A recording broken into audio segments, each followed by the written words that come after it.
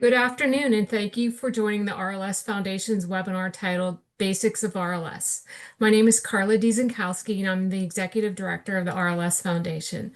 The 2025 Educational Webinar Series is an RLS Foundation program aimed at addressing topics relevant to the RLS community through monthly expert-led webinars. The RLS Foundation is using Zoom webinars for this program. To ensure a seamless viewing experience, confirm that your Zoom Workspace app or browser software is up to date to meet Zoom requirements. Following the live webinar, the recording will be made available for active members to view through the online member portal. If you like to view webinar recordings or are not a Foundation member, we invite you to join today by visiting www.rls.org. Please be aware that all attendees will remain on mute during this hour. Following the presentation, the speaker will answer only pre-submitted audience questions. As always, individuals suspecting that they may have RLS should consult a qualified healthcare provider. The information offered in this webinar is for informational purposes and should not be considered as a substitute for the advice of a physician. For help accessing the live webinar on your computer, call the office phone number listed on your registration confirmation email. For additional questions about this program and future webinar events, please email us at info@rls.org. Our speaker today is Dr. Rochelle Zak, a sleep medicine specialist at the University of California, San Francisco Medical Center. She is board certified in sleep medicine and neurology with a specialization in treating restless legs syndrome. Dr. Zak's research interests focus on sleep for women through midlife transitions such as pregnancy and menopause. She's an active committee member for the American Academy of Sleep Medicine and serves on the International Restless Legs Syndrome Study Group Board.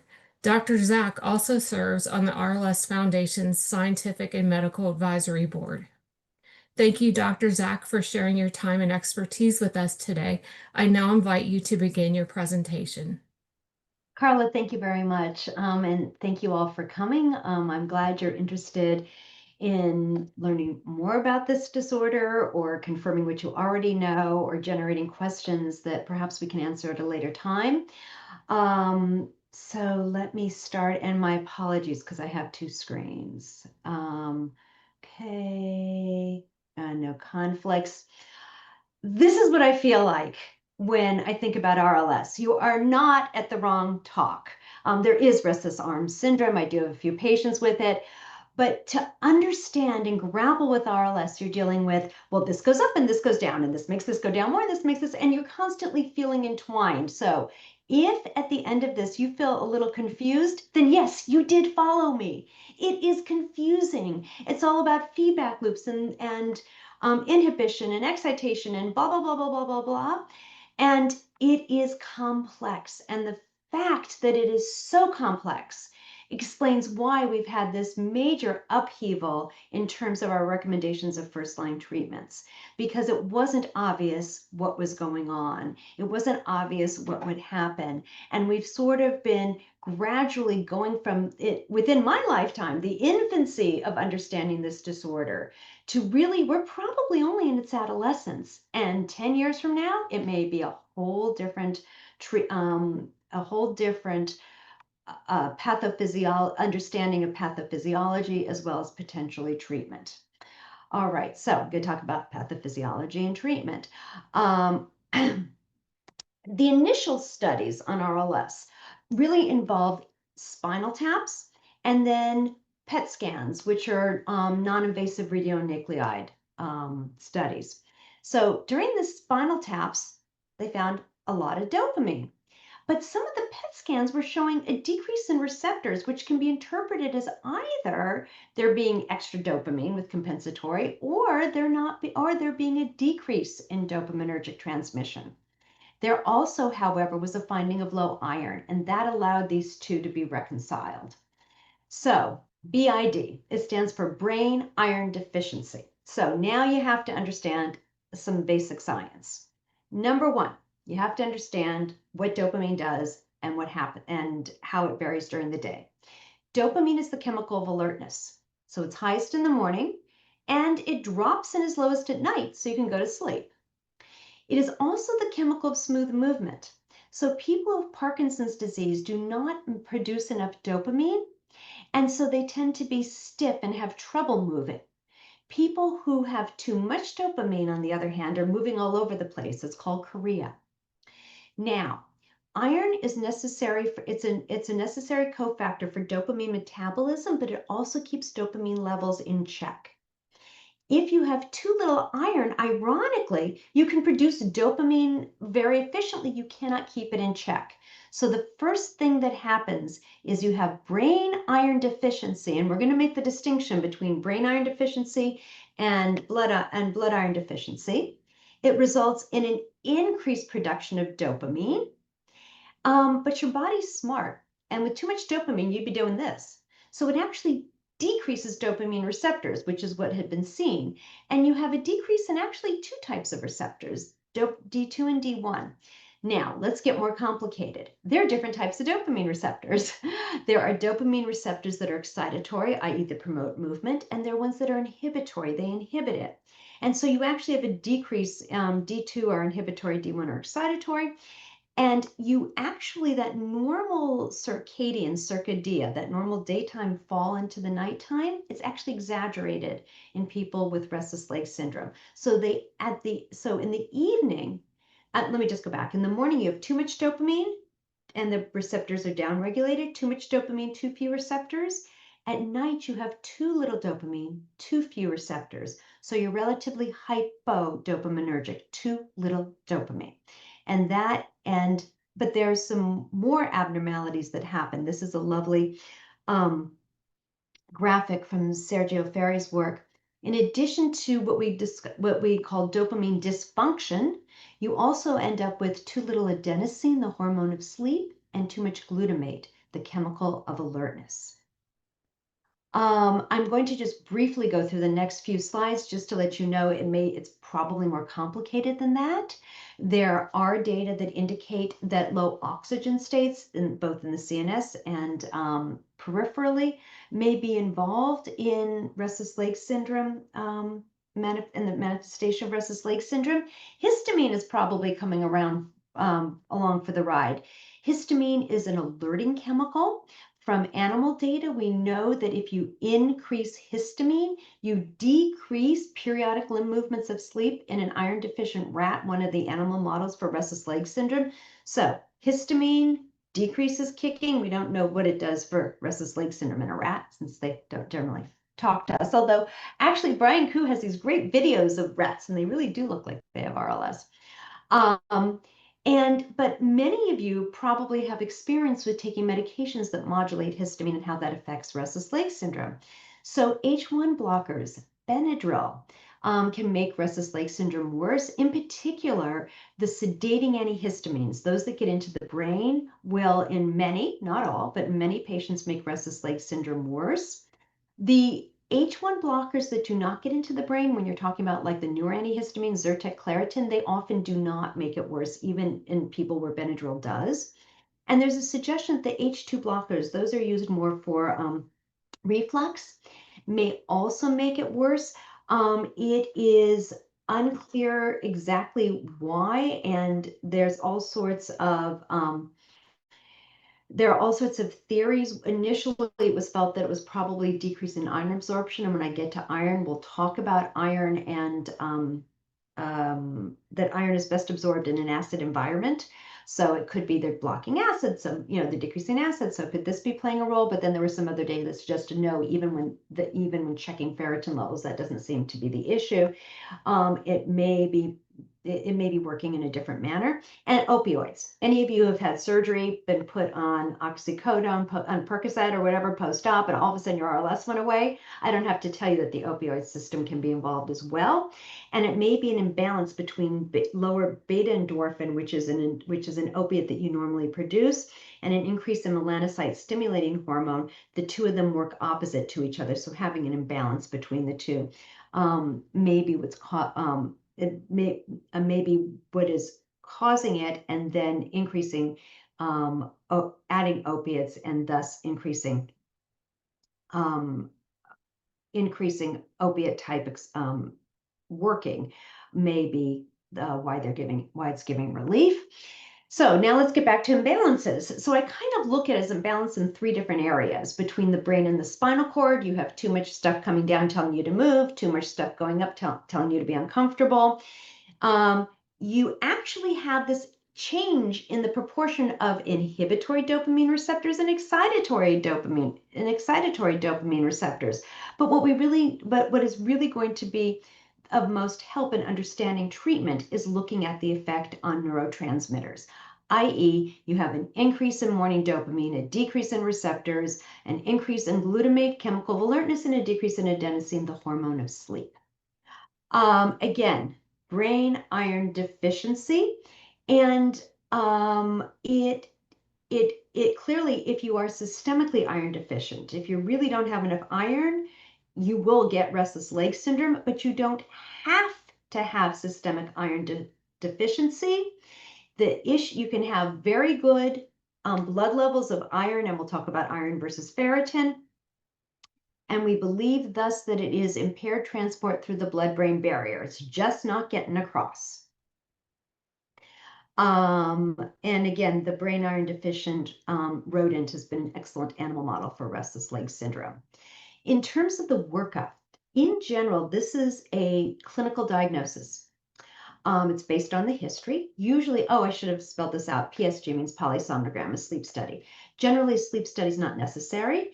There are situations where someone isn't giving a diagnostic history and a sleep study can give you additional helpful information, but it is not always necessary. However, remember, brain iron deficiency, so we need to make sure that you're not deficient in iron just generally in the blood. So we're going to talk about ferritin and routine iron studies, which are iron. And usually we look more at the transferrin SAT. Transferrin is the protein that carries iron around, and you look at the amount of the protein, the percentage of protein that actually has iron on it. Well, again, it's not simple. Various things can affect your iron and ferritin levels. Iron is highest in the morning and lowest at night, just like dopamine. Anytime you consume iron, if you were to draw blood, your iron levels are going to spike. Ferritin levels increase with age, but that's usually not a problem because we kind of know what it is, sort of age adjusted, but they are increased with inflammation, which means if you have a cold, you can have an artifactually elevated ferritin level a month, 6 weeks out. If you get a vaccine. So I've had patients show up with these really high ferritin levels, and it turned out they had their COVID vaccine the week before. So ferritin, measure of iron storage. Now, norms. If you look at your blood work, now I think you can actually see they give you norms when you get the printouts, when you can view it online. You'll often see that a normal for ferritin will be, well, let's say in a 35-year-old woman, 12 to 120. That's actually not the case. Any ferritin below 50 is generally, nothing's 100%, is generally iron insufficient. These norms come from drawing blood from people who aren't complaining of anything. And so if you draw blood from 1 million menstruating women, about half of them are going to be iron deficient. So when you look at the normal ranges, take into account whether or not that population may have a tendency to be iron insufficient, and really below 50 is widely accepted as a sign of iron insufficiency. There are data that definitely show that below 50 increases symptomatic RLS, below 75 increases periodic limb movements of sleep. So what's an optimal ferritin? And the answer is we don't know. I will actually show you later when I start talking about, I probably should have put it here, sorry. When giving iron, some old data on blood ferritin versus spinal fluid ferritin. We used to say 100. It's a nice round number. We know below 75 is definitely not sufficient in many RLS patients, so 100 was kind of chosen. Many experts will give not just iron, but IV iron, as long as the ferritin is below 300. We don't really know. We definitely know below 50 is a problem. most likely below 100. And it's going to vary from person to person, but there are plenty of people who need ferritins above 200 and maybe as high as 300. When we look, as I mentioned, we usually look at the transferrin saturation, the percent sat below 20% is often considered a precipitating factor for restless leg syndrome. Your iron studies, to be able to follow them accurately, should be at the same time of day. So I usually everybody actually suggests getting it in the morning, preferably on an empty stomach, because iron is in many foods. Generally, you don't need to check your blood count for anemia routinely, because most people, as I said, are not, even if they are iron insufficient, they're not severely anemic. They usually have normal hemoglobin and hematocrit, although not always. And so sometimes physicians will check for that, but it doesn't need to be routine, but there are times when it's indicated. So just to show you the interplay among the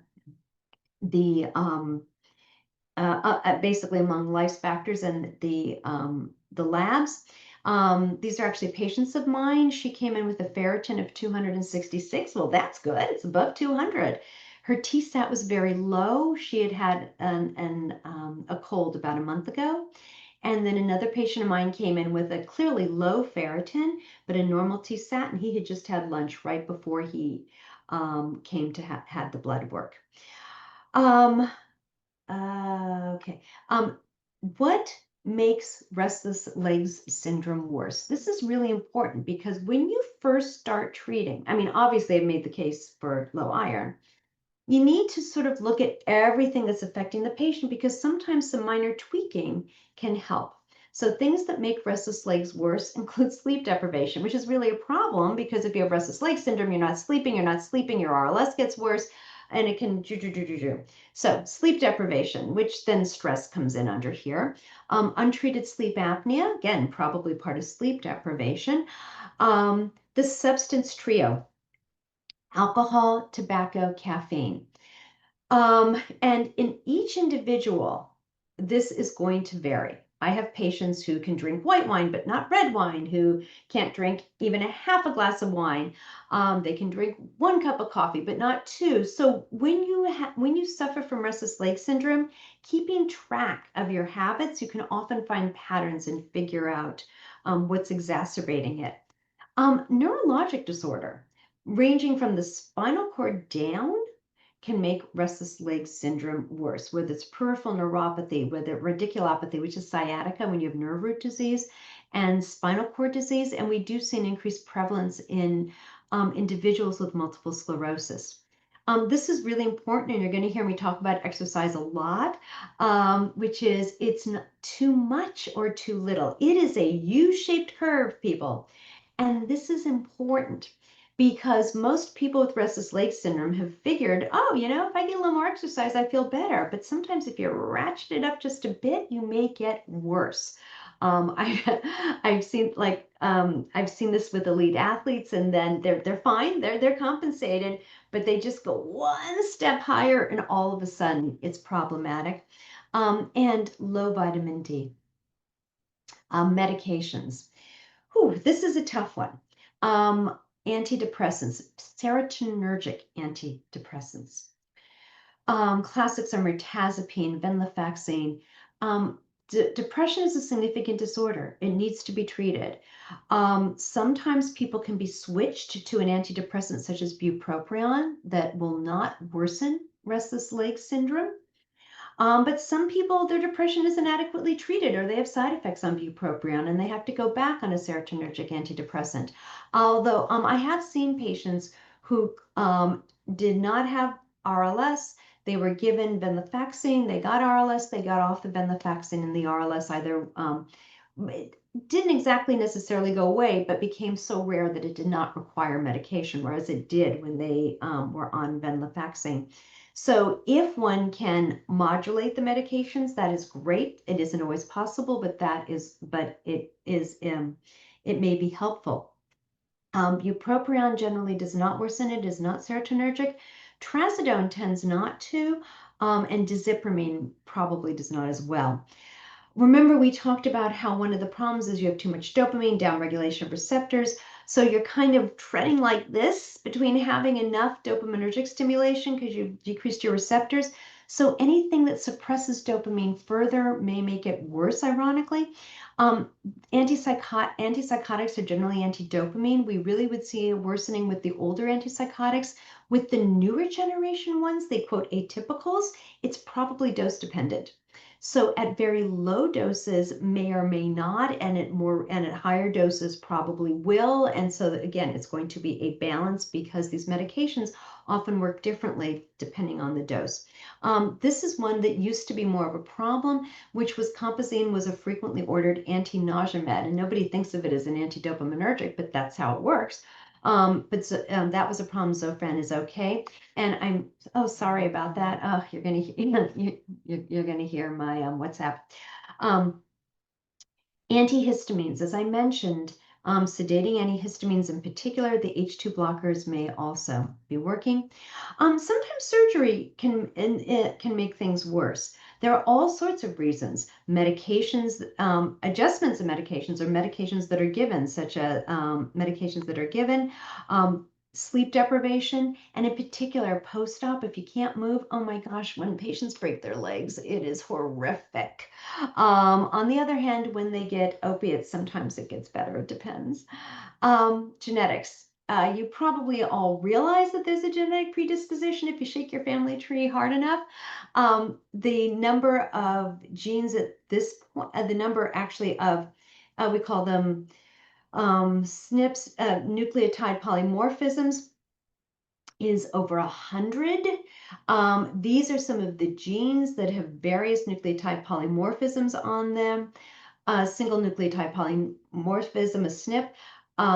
These are actually, all of these are pretty prominent. And it's just growing. Okay. I have the demographics here, not to really go through it because it's kind of dry and boring, but it's important to understand the rule of being pregnant in this disorder. We think about restless leg syndrome as being more common in women, but that's actually based on parity. It's more common in women because women get pregnant. So women who have never been pregnant, and in particular, they get these data when you actually go down now to adolescence, will have the same prevalence as men, and thus we don't see a gender difference in younger individuals. Now let's talk about treatment, which is probably what you really care about. Um, so we're going to talk about behavioral iron medications that affect glutamate and medications we're not as sure.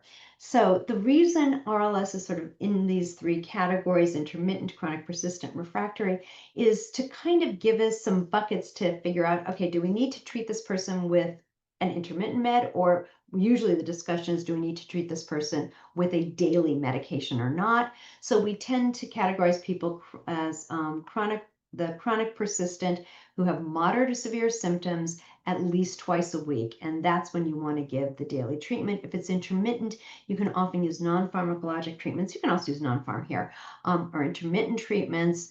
And we will, the refractory includes augmentation. We're going to talk a lot about augmentation.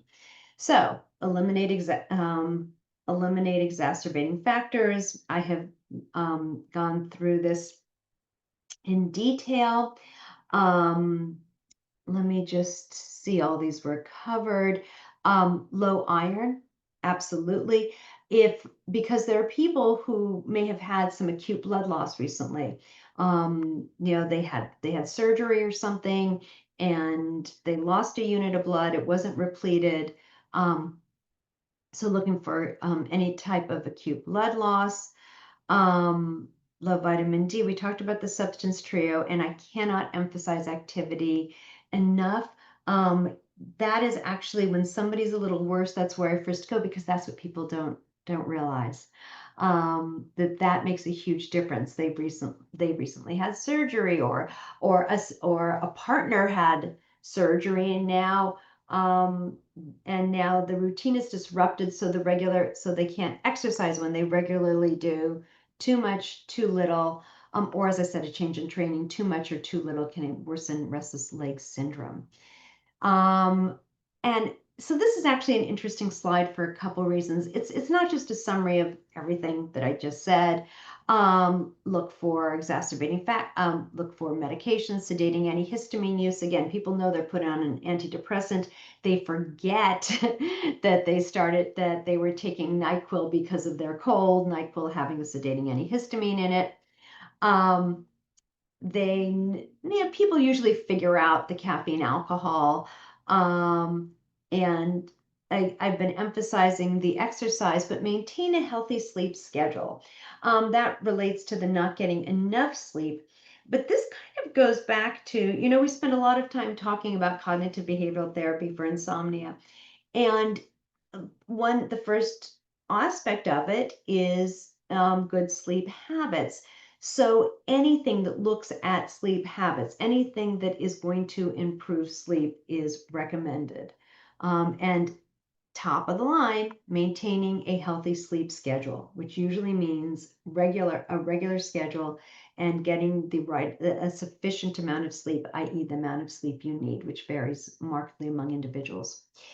Behavioral treatments. You can probably tell me a lot more about this than I can tell you because people often figure it out. But um, massaging the legs um, before bedtime, stretching, low-level exercise. This sort of comes kind of under stretching, meaning you don't want to be building up a sweat, but some type of movement. So an easy walk. I practice in San Francisco, so I tell people not the San Francisco hills, but walk around the block. Restorative yoga. You don't want to be sweating because that may actually be the too much exercise at that point. But low level exercise in the evening, a warm bath, anything that's providing a sensory stimulus, i.e. massage and stretching. So the compression devices, compression socks, pneumatic compression devices, those things that go whoosh, whoosh that were used to prevent blood clots, mechanical compression devices, weighted blankets, I believe can help. And now we get to the nidra, the perineal nerve stimulator. So what it feels like, it kind of feels like a jolt of static electricity, kind of like you put your finger in a socket. And so what it's doing it's giving you a sensory stimulus. Kind of equivalent to walking around without having to walk around. It's just sending feedback to the spinal cord, giving it a little sensory stimulus that then comes right back. You can use it, the bands, when you turn them on, they go for 30 minutes. And they can be quite helpful as you're going to sleep or in the evening. So this is a non-pharmacologic treatment. At this point, in time, the indication is for people who are on a medication and have had to change dose. But I have subsequently, that's how I've had patients who have gotten it that way. And then sometimes they can come off the medication and use this. Um, and yeah, so it can take the edge off. It can be helpful. Now there are other neurostimulators, the perineal nerve stimulator. I would never say to somebody, go and get a spinal cord stimulator for your RLS. But if you're getting one anyway, it may help for RLS. The transcranial, so there's the spinal DC. The transcranial DC does not help. There are some low-level data, though, that transcranial magnetic might. This is the infrared and might. These actually are not. These are the pneumatic compression devices. These do work. Unfortunately, Relaxis didn't end up working. There were data that indicated they improved sleep, but not RLS. Vitamins sometimes help, and I've talked about exercise. This is the slide that I really will move earlier next time. This is a very old slide. And you can see this is from Chris Early's work. This is the blood level, the serum level of the ferritin. Remember, ferritin is a measure of iron storage. And Actually, I am sorry. I'm not sure I remembered to explain to you. That I mentioned that iron is highest in the morning and lowest at night, and I don't remember if I said ferritin is a measure of iron storage, and it's a little more steady. It does have some variation during the day, but not as much as the iron. And if I did say it, my apologies for repeating it, but that's why we love ferritin. It's a measure of iron storage, and it's a little more consistent. Okay, so here is blood ferritin versus ferritin in the spinal fluid. So ferritin circulating around the brain. And the black dots are people who have restless leg syndrome, and the open squares are people without. And you can see that at any given blood level, the levels around the brain are much lower in the restless legs, in the individuals who have restless leg syndrome than in those who do not. And this again goes back to its being a blood-brain barrier transport issue. You can also see, like if we want to get up here, like where do we need to be here for these patients to be up here? And who knows? But you can kind of see, 200 looks kind of nice. Who knows? Um, and then to get here, this person's over 300. Okay, sorry, but I need to get mechanistic on you. And the reason is so that you understand the complexities around dosing iron, as well as actually, this is going to feed into vitamin D, believe it or not. Okay. Your body absorbs the amount of iron it does to make red blood cells. Okay, that's all it cares about. It doesn't care about the brain, it just cares, are you making enough red blood cells? So it only is going to absorb enough iron for that purpose, and this way you don't get iron overloaded.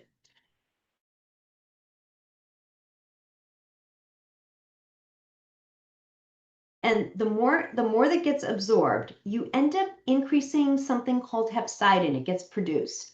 Hepcidin decreases iron absorption. So the whole idea is to keep everything in balance. Our bodies are about balance. So if you are iron deficient, so a ferritin level of 10, then you will absorb 20% of oral iron.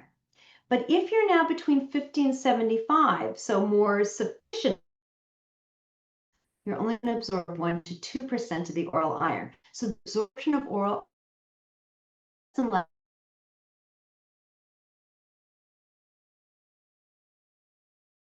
so most wonderful article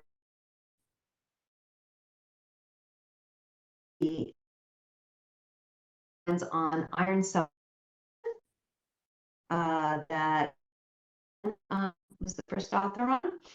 And you know all of the details here. The important take home following. One, iron only needs to be taken once. It may be absorbed every to allow the spike and go back down, but one day. And when people were iron insufficient, they give it 2 times, 3 times a day. And that really constipates. Often iron tolerated when, again, as I said, it can be every other. It is best absorbed. So taking it with vitamin C can be helpful. Again, that gets back to whether or not treatments for reflux may be inadvertently worsening RLS. Everything interferes with iron absorption. Okay. Um, food, caffeine, calcium, magnesium. Remember magnesium, because a lot of people are on magnesium. It interferes with iron absorption. It's not a problem though, just take them a couple hours apart, okay? Iron is probably also best absorbed at night. So there's a good rationale for just having it on your bedside table and take it right before bed. And then if you are using magnesium, take that around dinner time, early evening, a couple hours before you take iron. And it can take a few months before we see an effect.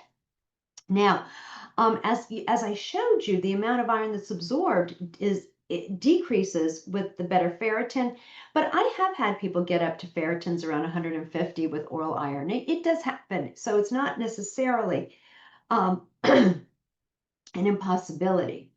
Now, IV iron.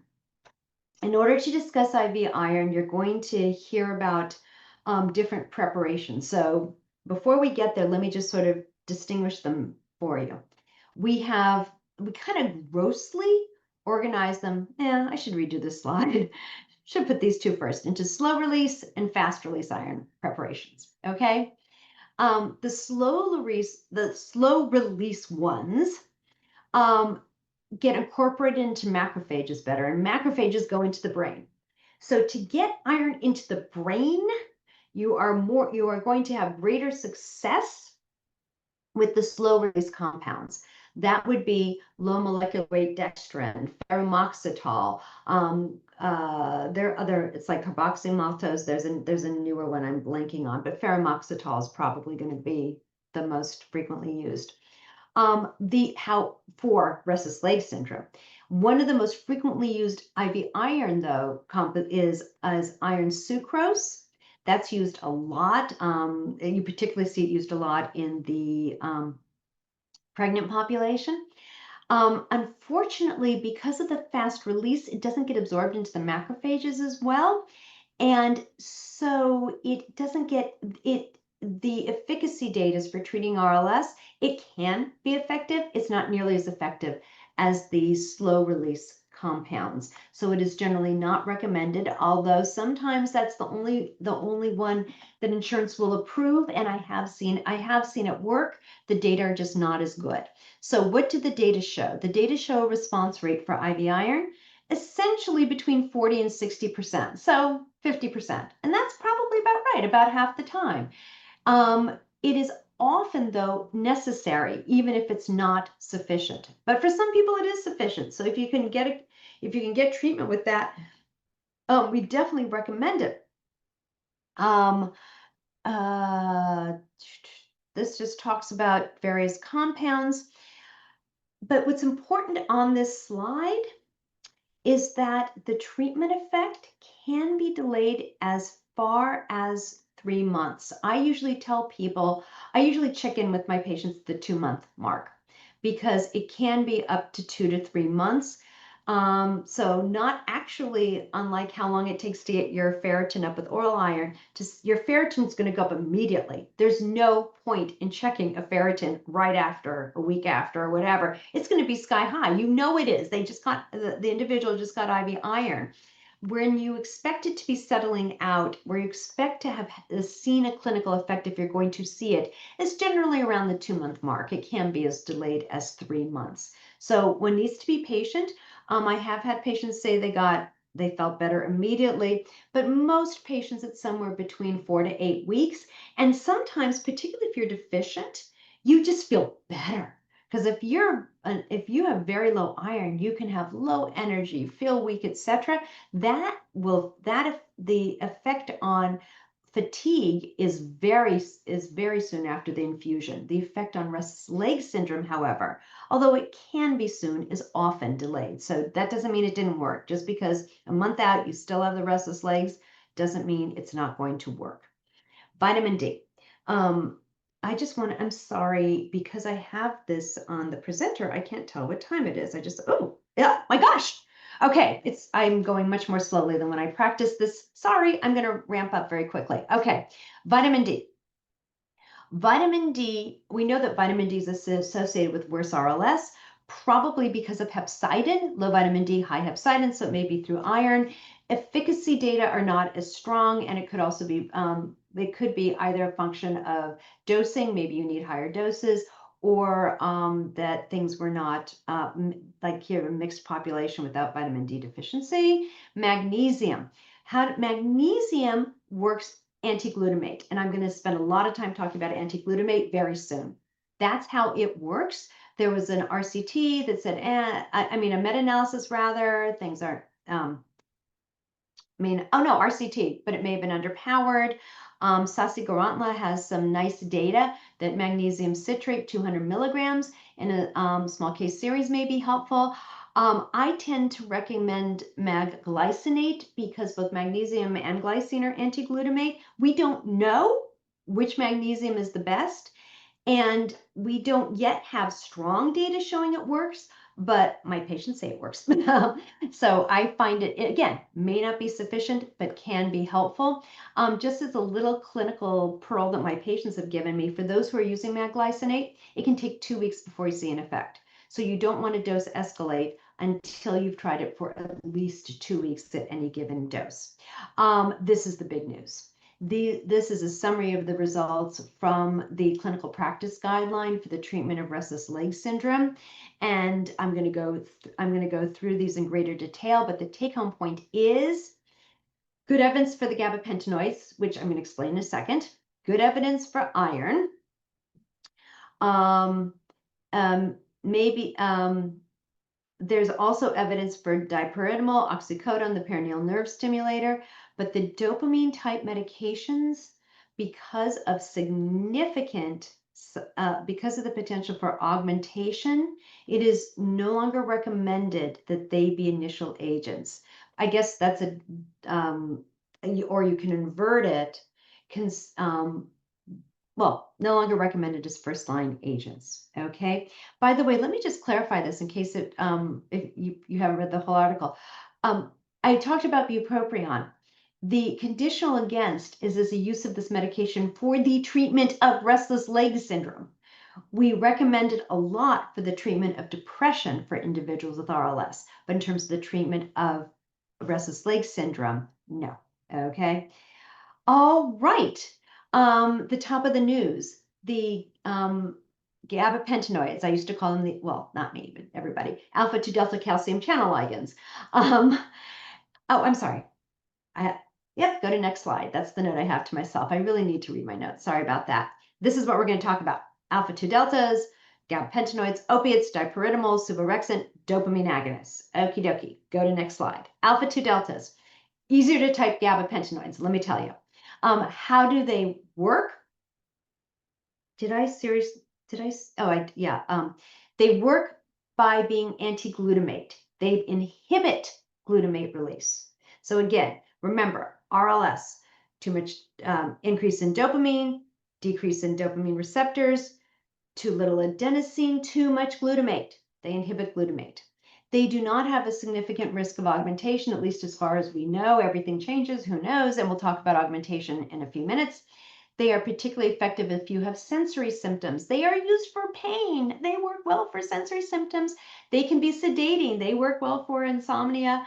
The side effects I like to say are the side effects of being drunk: sleepiness, unsteadiness. And we're going to talk about how dosing can modulate those. I'm going to talk about weight gain with respect to pregabalin in a minute. The issue of depression, there's a concern that they may make people feel more depressed. It's a very low risk, okay? Is it there? Yeah, it's low risk. So gabapentin. Now, this is what's important to understand about gabapentin.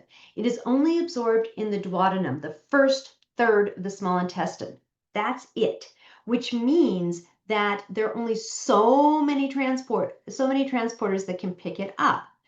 And that means it has saturable kinetics. And what I mean by that is that you keep increasing the gabapentin dose, you're going to get more in your serum, and then it's going to flatten out when all the receptors have been saturated.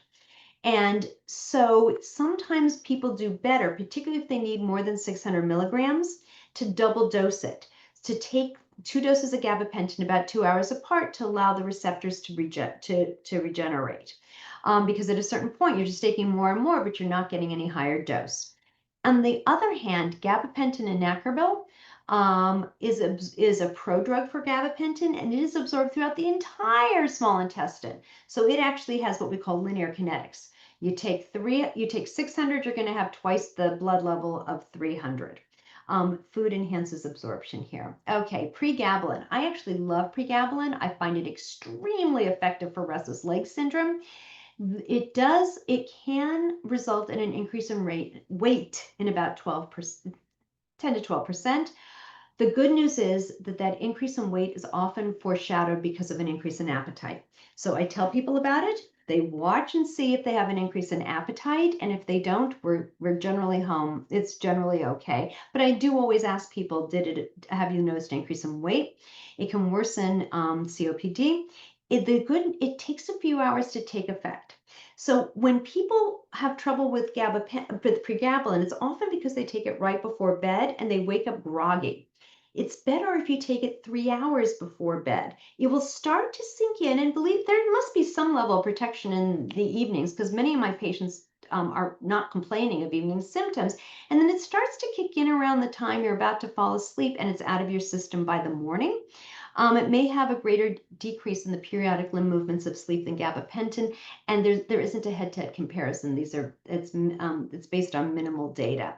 So dosing it 3 hours before bedtime or main symptom onset. The opiates, often used for those who have failed other agents. The mechanism, as I mentioned, Brian Kuh's more recent data that's imbalanced between the endogenous opiates and MSH. It's interesting because you can block the effect by giving an anti-opiate. You can also block the effect by giving an anti-dopamine, and it's felt that it's actually part of the mechanism as opposed to an exacerbation of the RLS from the anti-dopamine effect. And we do know that there can be abnormalities in endogenous opioids in people with RLS. This is interesting. Methadone, in addition to opiates, has an anti-glutamate property, so it could be doing double duty there. Again, we don't worry about augmentation, but here's the important thing. So I should probably, bold this. People can be afraid of opiates, which is very reasonable. But people who are using opiates for restless leg syndrome tend to find their dose and stay there. They don't end up increasing over time substantially, maybe a little bit, but they tend to find a dose and stay there. When they increase, it is more often than not because of a different condition, i.e. pain. So they're not increasing it because of the RLS, they're increasing it for better pain control. So people tend to have very stable dosing. Side effects, constipation, itching, and then if you go to really high doses, it can suppress your respiration, which is why we're very careful. We're careful to order prescription opiates. Okay, I've had patients come to me on all sorts of stuff. So I know safe dosing and to really follow it closely, because that if you take too much, that's a problem. So we tend to be using buprenorphine and methadone for the most part. Buprenorphine comes as a strip that goes in the cheek, or under the tongue or in the cheek. It can also come as a patch. You will see it under the tongue complex to naloxone, which is an anti-opiate. It's what you give when somebody has an opiate overdose. So I've had patients say, why is this working at all? And the reason is that when it's absorbed under the tongue, the naloxone is actually not absorbed. It is on there so that people will not take it and try to dry out the strip, scrape off the med, and then inject it. It's so they don't overdose for people who have any type of a desire to inject it. Okay, so that's what I mean by maybe combined with naloxone. The under the tongue one, Suboxone, is a combination of buprenorphine and naloxone. And again, as I mentioned, methadone may be particularly good because of its anti-glutamate. The new guys on the block include dipyridamole. Dipyridamole is so old. Dipyridamole was an old drug when I started medicine. It was called Prosantin. It's an antiplatelet agent, but the way it works in restless leg syndrome is to increase intracellular adenosine. There's a small randomized controlled trial that showed some efficacy. It tends to be more effective in people who have mild RLS, who have not been on other agents. Similarly, there are similar small randomized controlled trial of suvorexant. Again, probably better in people who have not been treated with restless legs, who have not been treated, and who have mild RLS. These are orexin receptor antagonists, and there was a small study. Orexin is the chemical of alertness, another chemical of alertness. There are many. Highest in the morning, lowest at night. It's involved with biological clock regulation. We know, I've sort of made the argument, although I didn't state it, restless leg syndrome is a circadian movement disorder. And actually, let me state it now. It occurs at night, and it's a function of falls in dopamine. All this, and so looking at the biological clock makes sense. In fact, any of you who have traveled notice that your RLS actually occurred at a different time of day, most likely, because it tracks while your jet lag was happening, because it tracks with the biological clock. not necessarily with sleep. It just happens that in the evening, when RLS is worse, is when people want to sleep. Okay, dopamine agonists. Um, these are the most common ones: pramipexole, ropinirole, rotigotine. I have carbidopa, L-dopa in brackets because technically it's not a dopamine agonist because it's dopamine. What is the problem? Augmentation, augmentation, augmentation. Augmentation is the paradoxical augmentation, worsening of symptoms with medication use. It means that the symptoms are occurring earlier and involving more body parts. And it arises because as we are giving dopamine agonists, those D1 receptors, excitatory, start to increase. And so what happens is that you start to get, you have your dopamine imbalance starts to, your dopamine receptor imbalance starts to change, and your symptoms start to move earlier. They start to get more intense. They do not respond as well to medication and often spread to more body parts. The rate of augmentation over 8 to 10 years is between 40 and 70%. So it's essentially 5 to 7% per year. And it's because it is such a common side effect that we are no longer starting them as first line agents, with some exceptions, i.e., actually, I thought I had, I think there's a different slide coming up that's going to reiterate this. It may be used in those who have failed other agents or need intermittent dosing. You do not get augmentation if you take this on occasion, such as an airplane flight, even once or probably twice a week.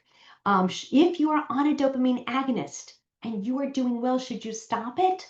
So I wanted a picture of a magic 8-ball, which basically means anybody's guess. Consult with your clinician. If you're doing well, there's an argument perhaps to continue. It depends. Just consult with your physician. Everybody's different. But when I went for my magic 8-ball, outlook not so good. I think many of us, we are taking our patients off of the dopamine agonists, even those who are not yet experiencing augmentation, because we really don't want them to. This is the slide I was thinking of. Used only intermittently, airplane rides no more than twice a week. There's also concern for impulse control disorders, which means gambling. There's a suggestion that prior dopamine agonist use may actually result in a lesser response to the gabapentinoids or other of the medications. Is there anything you can do to prevent restless leg syndrome? Well, there was one study that looked at this, and it just showed that factors associated with not having RLS: lower BMI, increased physical activity. For women, no tobacco, some alcohol. I don't know what to make with some alcohol. I'm just reporting the news. Okay, I'm sorry, Carla. I did not go as fast as I did when I did. I thought I left lots of time for questions, but I didn't. So sorry about that. Not a problem. Well, we'll dive right into these questions. There's a lot of good ones. Even though RLS is genetic, are there ways to prevent or deter the onset of RLS symptoms? Um, good question. Again, trying to lead a healthy lifestyle. So maintaining that, no tobacco, trying to avoid exacerbating factors. So trying to, if possible, avoid serotonergic antidepressants. Again, as I mentioned, depression, important disease to be treated, but trying to avoid the exacerbating factors. Assuring adequate iron. I think that's probably the big one. And where I live, it's really important because a lot of people are vegan. And it's like, we got to get you iron. You got to have iron. So assuring adequate iron, I think, would be my big one, and making sure of healthy lifestyle. Is there any evidence that a dysfunction in the blood-brain barrier plays a role in the development or progression of RLS? These are Absolutely. such good questions. Yeah, absolutely. That's what it has to, that's what it has to be. Because we know that the patients, that wonderful slide from Chris early that showed the blood level of ferritin versus the spinal fluid level of ferritin, people with RLS down here, people without here, there's clearly a blood-brain barrier transport issue. Absolutely. We're Okay, not we're getting gonna injecting iron directly into the brain. Low brain iron has been implicated as a cause for RLS, but what can cause low iron in the brain? Are there factors or genetics that make some individuals more susceptible to low brain iron? I mean, this Um, don't know. Given that there are genetic predispositions, actually, it's really interesting. When you do a deep dive into all of those SNPs, that are the genetic variants that are associated with RLS, and so, yes, you can see that in animals they affect iron, but sometimes they affect iron in the opposite way we expect them to if we're given our current theory for RLS. So I'm assuming that at some point one of them will be shown to affect the blood-brain barrier, but right now, it's it's assumed, but it's not ready for prime time. I mean, it's really funny how it's like, whoops, that should improve RLS, yet you say that it's doing just the opposite in the animal models when we check the genetics. What is the most effective oral iron supplement for RLS patients? Oh, that's the one that you can tolerate. um, Okay. okay, and again, as I said, the one you can tolerate and how you take it. It's how you take it, making sure you have it in an acid environment, whether it's a glass of orange juice or whether it's vitamin C, and not taking it more than once a day and possibly taking it every other day. We generally recommend 40 to 80 milligrams of elemental iron, and I actually should put this in. I find a lot of my patients find ferrous fumarate to be very well tolerated from a side effect profile.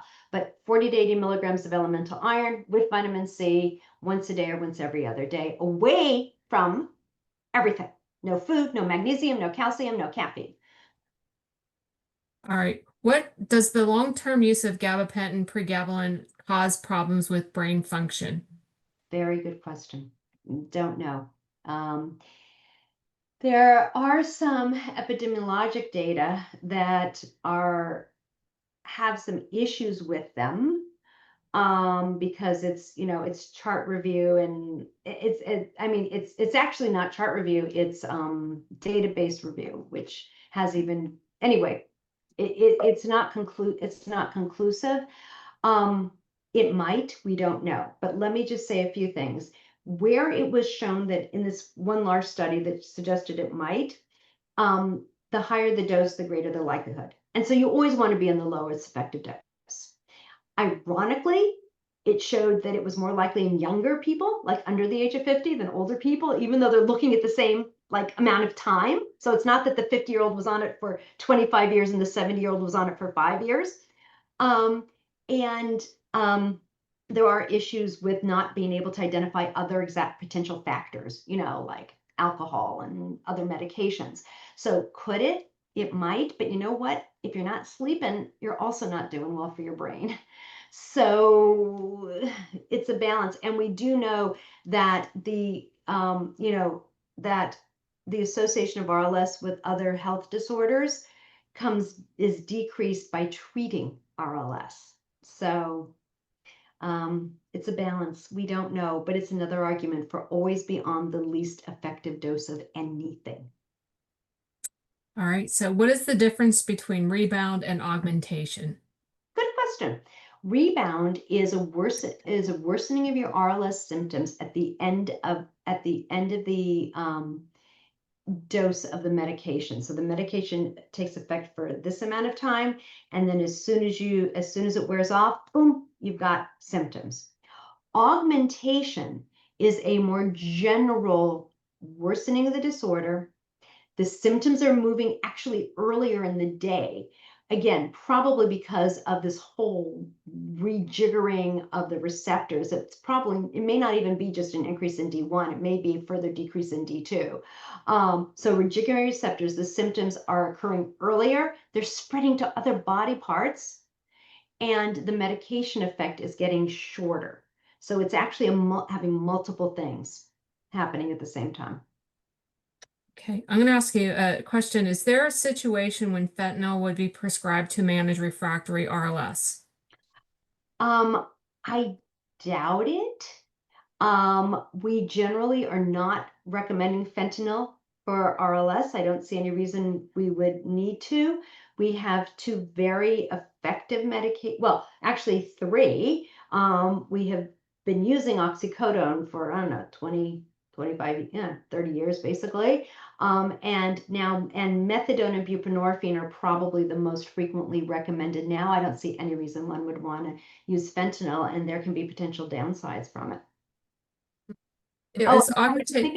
can I just make a plug? Sure. And try not to get like stuff from your friend or stuff that's mail order because we won't necessarily know, like stuff that's not prescription, we don't know the effect of the doses. Good point. Is augmentation from tramadol common or rare among long-term users? Oh, sorry. I don't know. I don't know. I'd have to look it up. Tramadol has opiate agonist antagonist effects. It also has some serotonergic effects. So it is the only non-dopamine agonist that has been associated with augmentation. So I've never used it. Um, and so I've never paid attention to the rate of augmentation because I'm not going to use it because it can cause augmentation. So I don't know. Sorry. What can I do to relieve the pain I experience with RLS? Okay. Um, behaviorals, the behavioral stuff, um, massaging, warm soaks, you looking at exacerbating factors and eliminating them, and of course, going to see a clinician. You may end up that you need medication, assuring adequate iron, blah, blah, blah. Um, so I go and see a clinician and make sure that's what's going on and get treated if Okay, needed. this will, yeah. Last question. So GABA can be taken as a dietary supplement. This is a neurotransmitter known to produce a calming effect that slows down your brain by blocking specific signals in your central nervous system. Are GABA supplements effective in RLS? As far as I know, they should not be. And the reason is that GABA supplements um, absorb, but they don't cross that blood-brain barrier. So it's unlikely that they would have an effect. In general, we're finding that the medications and supplements that do have efficacy in RLS mostly by working on by inhibiting glutamate. Um, so oral GABA, I would not anticipate would have an effect on RLS. Well, I want to thank you so much for this very informative webinar. It was so helpful to have this information presented, and you did it in such a fun way, Shelley. We really enjoyed it. Oh, good. Well, Carla, thank you. It's always fun. I hope it was understandable and that it'll help some people. It'll answer some questions or at least motivate people to see someone and get more information. Well, thank you. And we hope to see everyone in our next virtual webinar on July 16th with Dr. John Winkelman, who will be discussing the role of low-dose opioids for RLS management and updates from the National Opioid Registry. So if you want to register for that webinar, you can go to rls.org, attend events, and you'll hear some of the information that Dr. Zak presented today because some of it was Dr. Winkelman's research. So it's pretty exciting to see that. Yes, it was. All right. Well, thank you everyone for joining us today and have a great month. Take care.